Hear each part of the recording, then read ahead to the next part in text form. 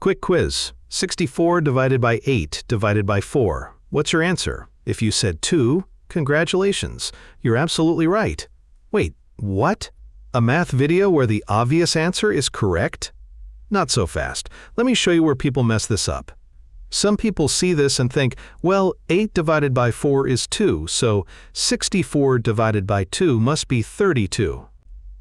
They do the divisions out of order and get 32 instead of 2. But here's the rule you need to remember. When you have multiple divisions in a row, you must go left to right. No shortcuts, no rearranging. The correct method. 64 divided by 8 equals 8. Now take that 8 and divide by 4. 8 divided by 4 equals 2. That's your answer. 2 is correct. But the trap version that gets people is doing it backwards. 8 divided by 4 first gives you 2. Then 64 divided by 2 gives you 32, which is totally wrong. Order matters. If you knew this one, or if it tricked you, drop a like and subscribe for more problems that test whether you really know the rules.